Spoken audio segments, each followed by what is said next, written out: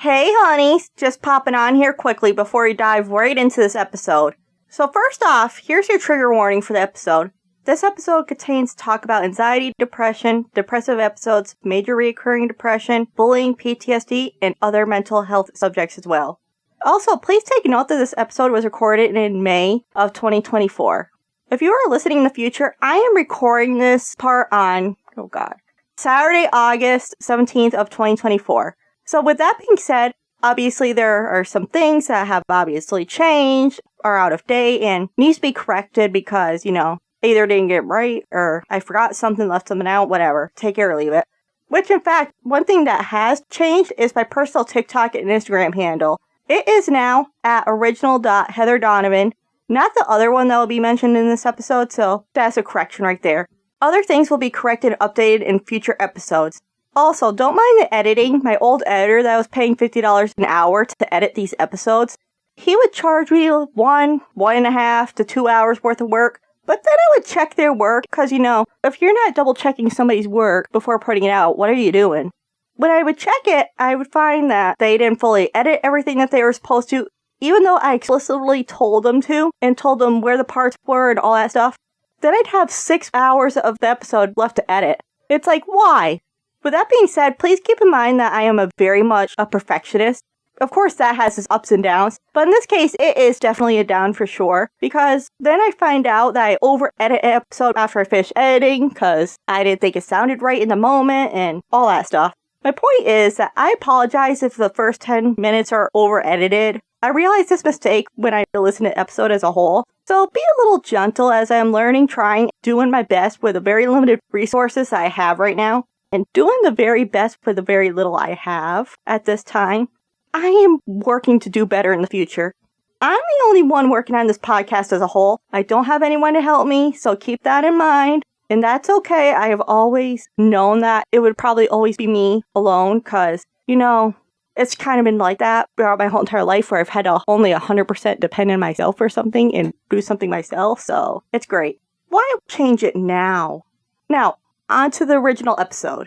Hey, Hunnies! Welcome back to Life is a Question Mark podcast here. This is a podcast where you never know what will be happening next. Heck, I never even know sometimes to tell it is indeed already happening, already said and done, the whole entire shebang. I'm your host that always keeps you on your toes and is such a question mark of a person, Heather Donovan. So let me officially welcome you all to Season 2 of the podcast. I would have done it, on the last episode, which is officially the first episode of Season 2, except, I didn't decide until it was already recorded and sent to the editor, that whole entire deal. So, I've made the decision to make a Season 2 because I haven't recorded any recent episodes in a while. And, I kind of wanted to start the podcast with a whole new stress-free start, if you know what I mean.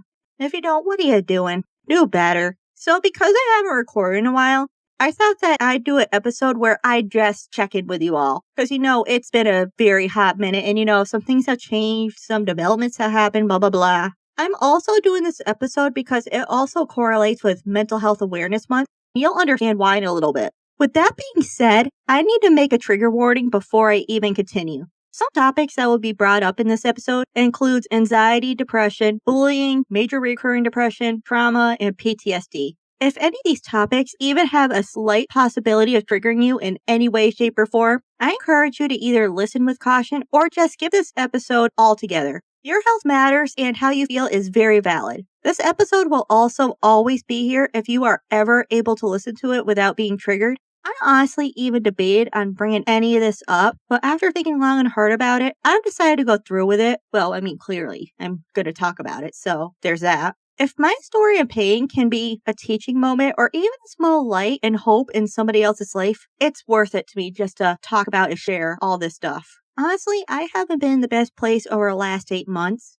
Things were starting to slide downhill since August, and if you're listening in the future, August of 2023. But things just progressively kept going downhill to the point where I've just noticed that things were just not okay. And this was in November that I officially noticed, and I'm like, okay, I cannot ignore this anymore. So that's when I immediately found a therapist via Google that does virtual appointments. Virtual therapy appointments are better for me because I'm always on the go with a busy schedule. It saves me gas money, and from driving 45 minutes over and back to their office, which is the closest office to me, gotta love it, living in nowhere, you know what I mean? And during therapy, virtually is usually easier for me than doing it in person. I just feel awkward and weird doing therapy in person. Like, there was this one time I went to therapy, and this was in person. This was like, oh my gosh, years ago. So I was just talking to her. She goes, you feel very, very weird talking to me right now. And I go, yeah, I feel like I constantly have to talk. She goes, why do you have to feel like you're constantly talking? I'm like, because I don't like being in silence. And then she asked me if I would like to sit in silence for the rest of the therapy appointment. I said no. Because first off, if I wanted silence and alone time, I can do that at home or almost anywhere.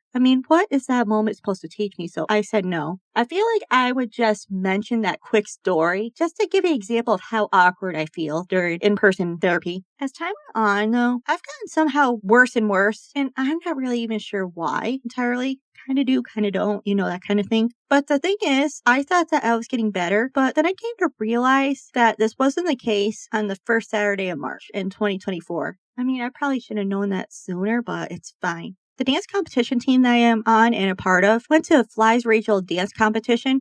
I was very excited, looking forward to going to this competition and competing days before the competition, even the day of. But something very weird happened to me that day that has never happened before. And yes, I have anxiety before going on stage and that kind of thing, but this is like a bad episode, and I'm about to describe it. I was alone in the dressing room, but there was another dance team there. Because, if you ever have competed on dance competitions teams or whatever, you know that most times we have to share rooms with other competition teams.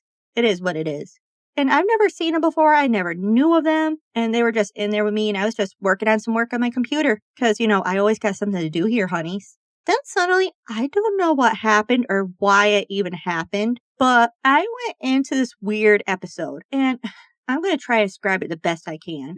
I just was very, very sad. Like, I felt like I was on the verge of having a breakdown and crying.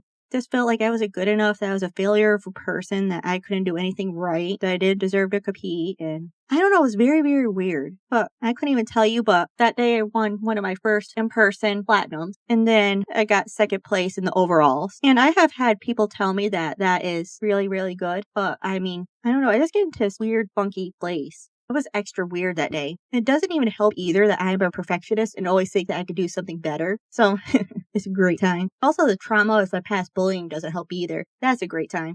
That day while I was in the episode, though, I knew that I just needed to contact my doctor immediately. And not even just because of the situation, but also because I realized that I was having some past thoughts I have experienced about 11 years before when I was at one of my very rock bottom moments in life. I honestly don't feel comfortable sharing these thoughts right now. Probably in a future light I will. Who knows? So I reached out for help immediately that Monday because competition was on a Saturday. And obviously, doctor's offices aren't open on Saturday or Sundays. So I had to wait till Monday. So I reached out to him immediately, and I've been getting help to him since then. My doctor's office was really, really good. I told him I was struggling. I really needed help, and they got me in the next day as early as they could. I was talking about it. He goes, well, this kind of doesn't surprise me because of all the trauma that you have experienced. But he told me that he honestly wasn't surprised that I was back in the state because I have something called major reoccurring depression. But because I've had such traumatic situations happen in my life and such traumatic things happen, it's because of that. My trauma is going to cause me to have reoccurring major depression. And that's why he diagnosed me with it. He goes, I kind of was watching months ago because I kind of figured that you were about ready to go back into another one. So we've been playing around with medication, that kind of thing. There's another interesting part. I'll get to that later, medical-wise, and why there's another part of why I'm like that, and that doesn't help us. So, for those of you who are dance moms out there, obviously you know that one of the Dance Mom stars, Chloe Kiziak, and her other co-founders like Chrissy, Brittany Penn, and Diane Penn all came up with the Elevé competition. So we went to that in New Hampshire back in April, and I was very, very excited. Like, I was looking forward to it a week or two before this competition even happened.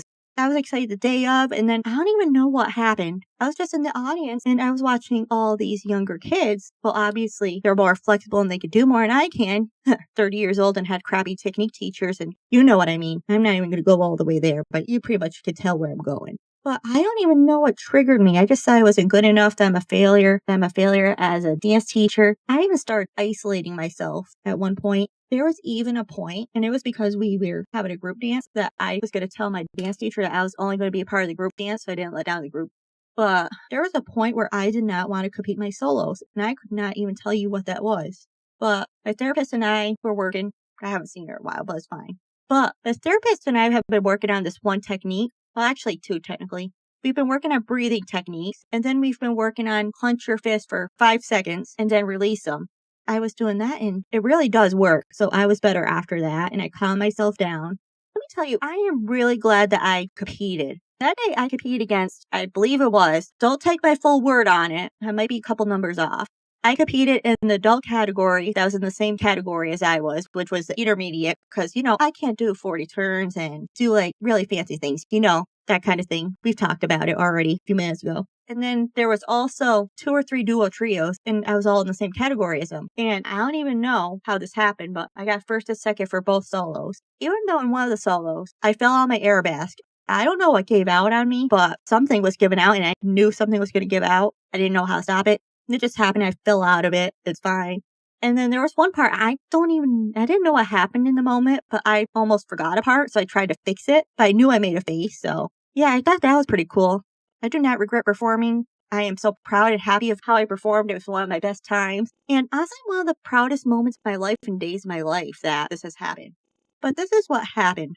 That night, I went back to my hotel because clearly I'm not going to drive back to New York State at 8 o'clock at night. And I don't know what happened.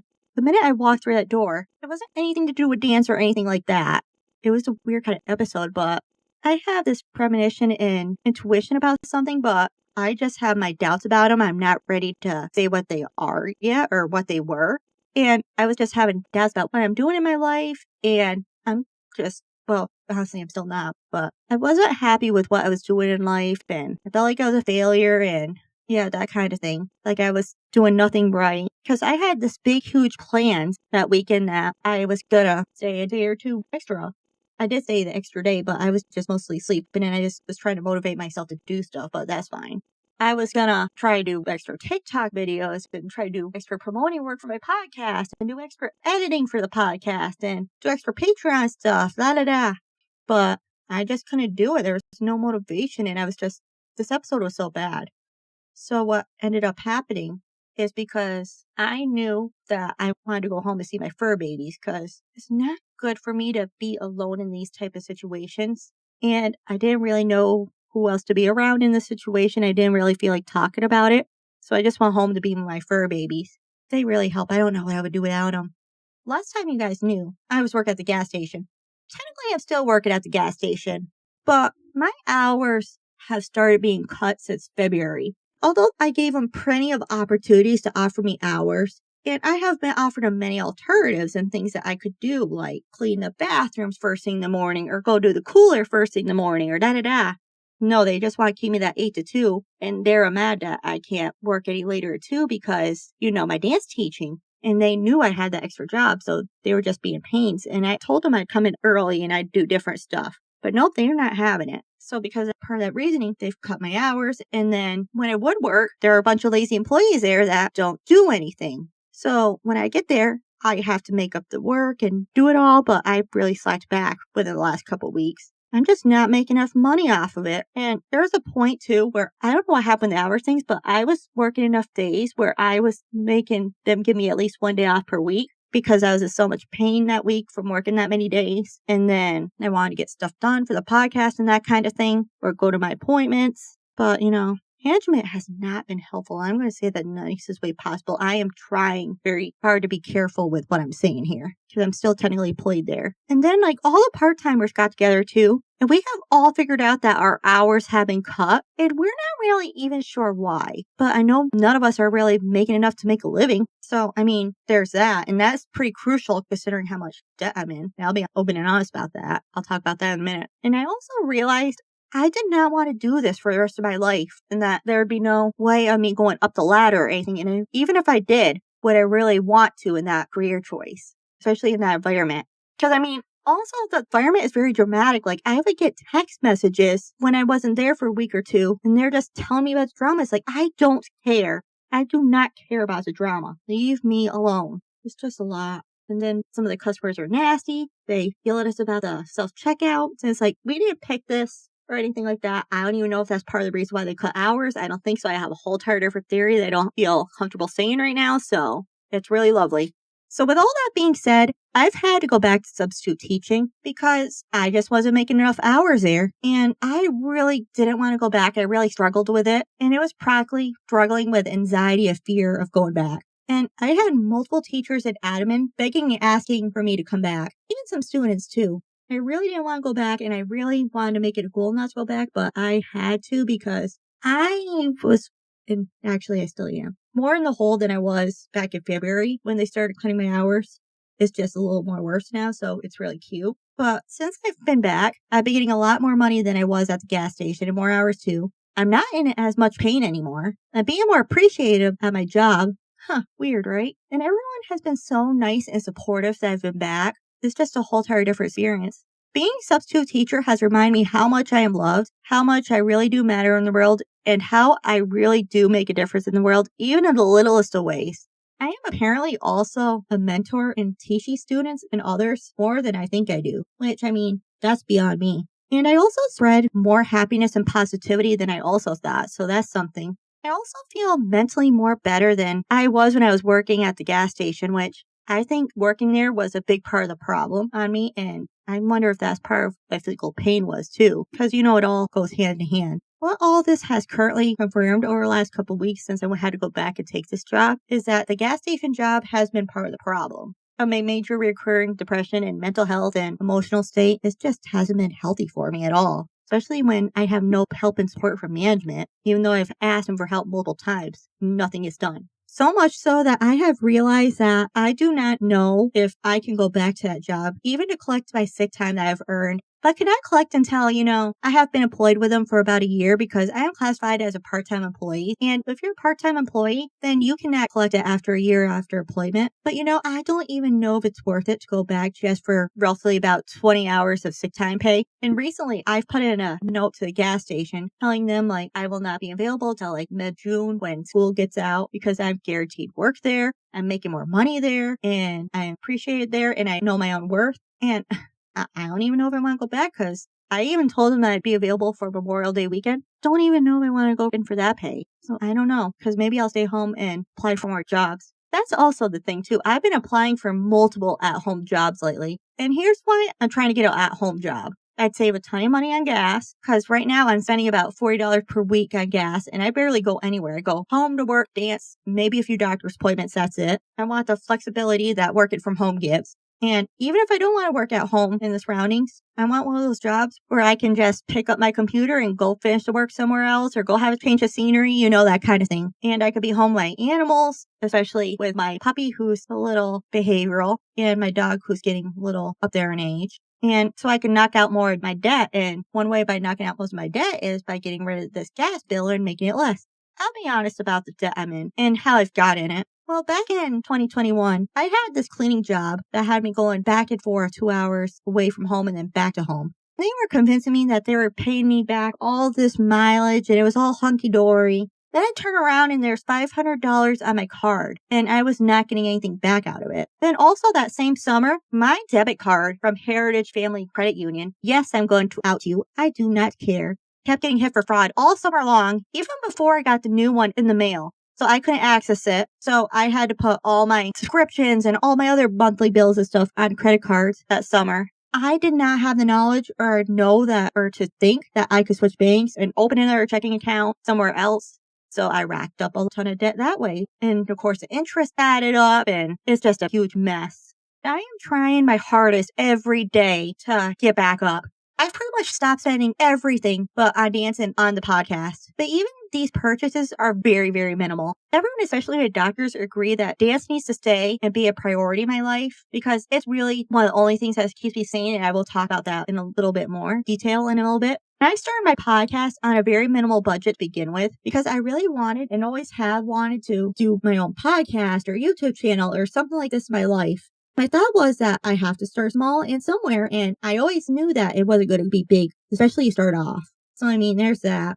I am always on the go and never stopping, always trying to find a new solution or a way, even any extra ways that could help me improve the financial situations. I'm even enrolled with National Debt Relief, which, hey, if you guys want to sponsor me, that'd be awesome, Hunnies, then I can pay you back faster. I have enrolled with them since, I think it was 2022 or something like that. April 2023, I've been paying debt back with them, and I'm really trying to work hard. It just sucks. And I know it's just not me living all these hardship life. Because, I'm living the true classic American dream right now where we're all struggling. Am I right or am I wrong? I know 100% of you are going to say I'm right. What I want in life is I want to become financially stable and at the minimum pay off my debt and live a comfortable lifestyle. I want to be home a little more than I am now, especially spend time with my fur babies because like I said, my dog is 15 years old now. And my puppy, he's not even a puppy, he's turning 2 this month. Maybe he has already turned 2. Oh my gosh. But he has some behavioral issues that I need to take control of, but haven't been able to because I haven't been home. I want to be able to travel the world and have all different kinds of experiences. I want this podcast to grow bigger and become successful. And I really would like it to become my main job someday. Who knows if that will happen? I don't know. But I hope to interview really cool people that are really inspiring, that makes a difference on the world, that are real role models. I want to travel with the podcast. I want to create new things and experience and just inspire others in general. I want to make a positive impact and change in the world and just leave my footprint in that way. I just want bigger things in my life, but who doesn't? I am trying every single day to change and do better in the things that only I can control. Although I feel like I am consistently being knocked over and over again, and just one thing seems to get better, 5 more things get worse. And I'm sure that a lot of you are with me on this. One of my worst episodes just currently happened. So the Saturday of Mother's Day weekend of May 2024, again, if you're listening to this way in the future, what's happening? Why didn't you listen to it in the present? Bro, do better. Every competition that we've went to this year, I've always gone towards the last, so later at night or something, 7, 8 o'clock at night, something like that, for the first one of my dances, and the other one would be sometime after that. So I'd be closing part of the competition. But instead, I was one of the first ones to go and dance in this competition. It was kind of bad. I had no time really to overthink. And I'm an overthinker because, anxiety and perfectionist here. I am not even sure how to word this, but I'm just going to use these words, even though I don't think they're proper wording. But I felt kind of rushed and unprepared in a sense because of the situation. And, it's just personally me. But, after that day, and I think it was because I didn't have time to overthink it and get my anxiety up and all that stuff, I felt like I did the best that I have done so far this year in any of the competitions. But then awards came out and I got high silver placings for both solos. Let me be honest with you, it felt like a total slap in the face. I absolutely was proud of how I did, and it just had me questioning how bad it was. And I don't know, honestly. I am known as what some people would call a closet crier. What that is basically that I do not cry in public so nobody sees it or anything like that and nobody knows about it. And I don't like crying in front of people and anything like that. But I don't know how I kept it in from having a breakdown. I felt like I was ready to have a breakdown. One of the reasoning is that I felt like I didn't make my own personal qualification stipulations to continue dancing.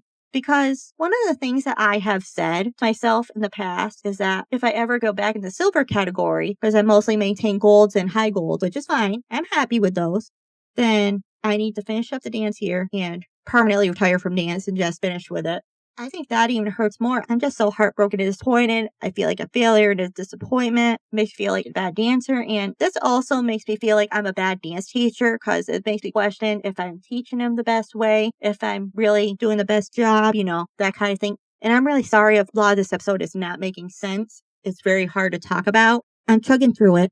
Many medical professionals that I have talked to have told me, and I even know this myself, that dance isn't the problem. It's actually helping me get better and stay better in a mental health way.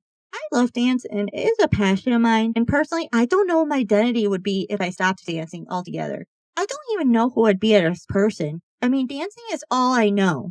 When I dance, even if I am the worst pain ever or that I am in a long time, the pain just goes away and so does my inner battles and worries. It just helps me stay sane altogether. I also love teaching dance. I love seeing the joy and happiness that radiates off my students and teaching the students new things, especially when they are so hungry and ready to learn. It's something that I just wouldn't trade for anything else in the world. Just one of those things that I wouldn't give up. What my dance future looks like as of now because of the situation, and I am still very conflicted and to be addressed. For my dance future as of right now, I will be continuing to teach dance classes next dance season, but it is very up in the air right now on what I will be doing dance-wise in the next dance season. It has been suggested by my friends, and I've even thought of this option that I don't do the dance competition team next year.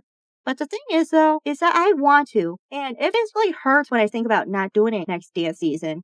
I love going to these new places where most likely I wouldn't have gone to begin with, and I love the new dance experiences that I wouldn't have gotten to have, but I clearly wouldn't have if I was on a competition team. And these two last reasons are the most important ones. The first one is that I love performing on stage in front of people. I can't put my finger on why exactly, but I just love it and look forward to performing on a stage in front of an audience. Despite the anxiety I get before performances, this last reasoning is that I have recently discovered that when I went back and recorded dances from my past dance recitals for the Patreon podcast to post, I do it for little Heather. Looking back, little Heather just went through so much at a very early age. She was dealing with adult issues and all of the other bullying and traumatic situations all around her when only adults should be dealing with these things. She should have just been worried about being a child. I am helping little Heather become happy again, showing her that she can do more in life than she ever thought she could and that life could be good. With that being said, I am also showing her that people are wrong and that she can do more in life than she thinks she can. I am also giving her the experiences that she wanted to have and learn as a dancer, besides being told that she was a sucky dancer, that she could not do anything right, and that she was not capable of achieving or doing anything in life. It's so heartbreaking, so I am doing it for little Heather. Another thing that I'm doing for myself, I just really got to put it out there because it is kind of funny. I started putting myself on some dating apps, and I'm not going to say which ones because, I'm really not feeling it right now. But I didn't know what it would do for my mental health, but let me tell you something. This is actually really weird. It's actually really a confidence and self-esteem booster. I see all these people, and I'm like, wow, I'm really doing better than them. And then I look at my better than them, and it's just a self-esteem booster and a confidence booster. I highly recommend. But continuing on with my future dance as of right now, I am so sorry, I got sidetracked. I will be choreographing and redoing some past dances that I have done in the past for Patreon and just posting them on there. So if the problem really was dance, why would I even still want to do that and even redo dances and self-choreograph dances? Why would I want to do that? Why would I also want to go to Elevé's first national competition that is in June of 2024? I want to go, honestly, because it has been one of my favorite competitions that we've gone to so far. And I love the environment, what the comp stands for. And I love the experience I've had, especially at a big competition, which was my very first one. And I'm going to say something crazy, and I wasn't really sure if I was going to. My premonitions and intuitions, which they have been crazy, scary, strong since we went to this COPS regional back in April 2024. I don't even know why though, but anyway, it's been telling me that I'm going to go to their nationals in June. Problem is, I find it very untrue as I cannot financially afford it at this time despite how hard I try. And of course, this probably isn't helping my mental health. It's fine. I'll live. So as of right now, I owe $1,000 for costume payments that has to be paid first, about $585 to compete in their national competition, about roughly $900 for the hotel to stay because, I can't clearly drive from New York to New Jersey for a national competition in those days. About an estimate of roughly $160 for gas to get there and back, and money for food during my stay, even though I'd bring my own food because, I'd find ways to live cheaper. So the estimate total that I would even need to make this happen is roughly about $2,845. On top of it, I still have to pay my monthly bills and continue to pay off my debt on top of it all. So I do not see that intuition and premonition coming true, sadly, but it is what it is. Hey, honeys. Heather from before the official episode intro here. Well, again, here, you know what I mean. Whatever. So, there has obviously been some changes since May with the competition/business. I was just going to talk about it in the next episode of the podcast, some of this stuff, but since I don't know when the next episode is going to be, and I don't want to wait any further because, whenever I decide to set dates in stone, they didn't happen so far, so I absolutely want to make sure this time before I release any more dates that it is actually going to happen at that time. But I don't want these topics to be expired per se, so I'm just going to talk about them really quickly right here. First thing is that I talked about Elevé Nationals, and they did not actually happen. So, would you look at that? I overrode my intuition. Life is so fun. But anyway, what they put out, and I'm quoting from one of the posts, I don't even remember when they posted this. They've taken down all the accounts and stuff, which we'll get back into a minute, why they did that and stuff. But I can't even fact check myself at this moment. But I am going to quote this post. We feel that it is right to give our dancers, families, and studios the top quality nationals that they deserve. I respect that decision and how they did it. Look, it's not easy for a business, especially a first-time business, to cancel something like that. And if they didn't, they were going to take the risk if everything wasn't perfect that, people are just nasty in that way. So honestly, I really respect that decision and I commend them for making this decision as I know how difficult making decisions like this can be. So I went back to go fact check myself on something today on the Elevé pages, and they have all been taken down, and that's because on Monday, August 12th of 2024, they announced the business closure. Going into that subject, after this episode, I probably will not be talking about Elevé in general for future episodes because, honestly, I don't know what's happening in the background of the situation, and I don't care to be infatuated with the subject, mostly because I have to take care of myself first, which includes not worrying about what others are doing around me, because, I don't have my crap together either. It's a great time, so until I get a majority of my crap together, which, all the ducks are not in line there, like, one's in Canada, one's in Mexico, one's in Delaware, probably. So, I don't even have my ducks close together, so I can't even begin to get in other people's personal businesses, and even begin to care to. And I am so over drama, and have a lot of it happening in my life already without choosing it, so, I don't know, I'm just over dramatics. My thing is, no matter what any situation is in general in life, there are always multiple stories to what is happening or happened.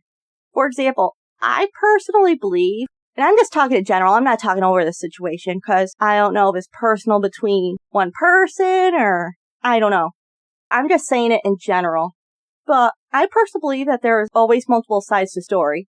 The one person's story, the other person's story, and the truth. And when I say the truth, I'm not saying that anybody lies about what happened. What I'm saying is sometimes there are parts left out or they're just simply forgotten about, like, because it was so traumatic or whatever the reason may be. And there is absolutely no problem with that. And I'm not saying that there is, but I just wanted to bring that point up. But no matter what is going on with that situation, though, I hope that's not because of anything bad, though, such as life or death, illness, unfortunate events, or any other those type of situations. Like I said, I have no sides if that's what's happening in the background. Like I said, I have not researched it. I have not had time to research it. I really haven't made it a priority in my life or to hear about it, so, But, like I said, I have no sides. I have absolutely no idea what's happening behind the scenes. And quite honestly, like I said, until I have my crap in a row, I can't, and I'm trying to say this in the nicest way, care to know what's happening in other people's life, like in the dramatic side, per se. That is not a loved one. What I wish and hope for the future is that everyone is safe, healthy, happy, and whatever is happening is resolved peacefully on behalf of all parties. I also hope that for some reason, if the situation is over any disagreement at all, is that everyone can find a semi-happy common ground and be able to find a way to try to revive and create whatever relationship they can make and keep. Hopefully you guys know what I mean. Life is what I'm finding out way too short, and I have really found that out many times during my life, especially during the last year. I mean, you think you have all this time to do whatever it is you're going to do the next day. That is sadly not always the case. We just never know, unfortunately. The only reason why I might bring Elevé up in the future is to talk about the experience I've had there or something like that. And honestly, I have nothing bad to say about anyone. Well, not from that group of people anyway. But, there are other people in the world I certainly do have bad things to say. And when I do have something bad to say about something, there is a reason. And I have receipts. Just like when I touched a little bit about my past episode about him being a victim of severe bullying, the names to protect the business side, which I wouldn't mention the real names, but I am trying to protect my podcast, my business, so I will not mention anybody in a negative way. I'll always change the names, which I will go back and talk about more at some point about the rest of my bullying stuff, because, which, by the way, thank you for Maple Fields, which, by the way, I am making a special shout out, and it ain't a good one. Thank you to Maple Fields and the store manager for re-triggering my past PTSD and pretty much taking me back mentally through times through the bullying that I've had back then, like how I fell and all that stuff. So thank you for that. The only difference is that no one that was working there ever physically hit me, kicked me, or even spit on me. That's the difference. So yeah, thank you. I'm loving it. Even multiple doctors have said that you guys have re-triggered it, so big middle finger to the manager there.